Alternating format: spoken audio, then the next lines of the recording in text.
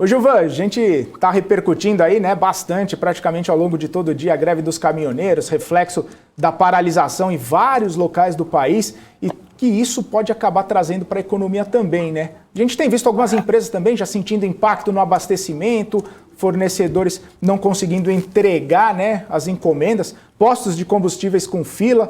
Queria saber como que você está vendo essa situação, dá para pensar em algumas consequências como aquelas que a gente viu lá em 2018, naquela greve dos caminhoneiros, dessa vez é diferente. Como que você está analisando essa situação toda, Gilvan?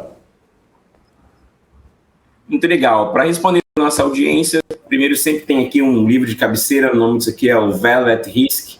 Deixa eu enquadrar aqui direitinho para o pessoal. Esse livro foi escrito pelo Philip Joren.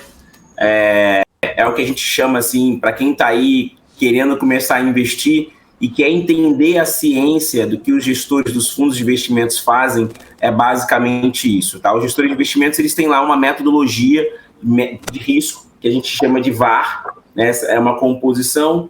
Então, o grande investidor, é por isso que você contrata um fundo de investimento, ele tem ali um jeito de fazer você investir. E o que ele faz, né? São 4 componentes para quando você vai fazer uma modelagem de risco. Primeiro, você faz um VAR, você pega um intervalo de confiança, ou seja, de 2018 a 2021, ou você pega 2018, os 10 dias da última greve dos caminhoneiros, porque é o dado histórico que nós temos para entender como foi o comportamento. Depois você faz ali uma ideia de stop loss, ou seja, de paralisar as perdas. Você faz um stress test, que é colocar todo esse cenário em outros mercados, flutuações, para entender como é que seria o comportamento. E depois você faz uma coisa chamada VAR. Então, em nome de toda a indústria de fundos de investimentos, que são mais de 6 trilhões de reais, é por isso que os grandes investidores olham para os fundos de investimentos, porque isso que os fundos de investimentos fazem. Às vezes, as pessoas pagam taxa de administração e não entendem o que os fundos de investimentos fazem. Eles têm áreas dedicadas exclusivamente a isso. E quando você tem um ambiente de turbulência e não sabe como pensar, os gestores de fundos de investimentos, que são mais de 6 trilhões de reais no Brasil, fazem exatamente isso. É uma coisa que muitos aqui, que são investidores individuais, acabam não tendo a oportunidade. Então, é importante destacar isso. O que aconteceu em 2018, seguindo a mesma genialidade dos gestores de recursos do Brasil, tá? O câmbio, tá? Ele deu uma pressionada para cima, ele saiu de 3,60, foi para 3,80. A projeção do PIB reduziu, era 2,28, foi para 1,94.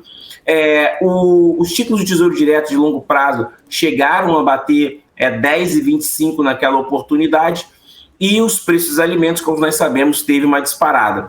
Qual é a diferença de 2018 para 2021?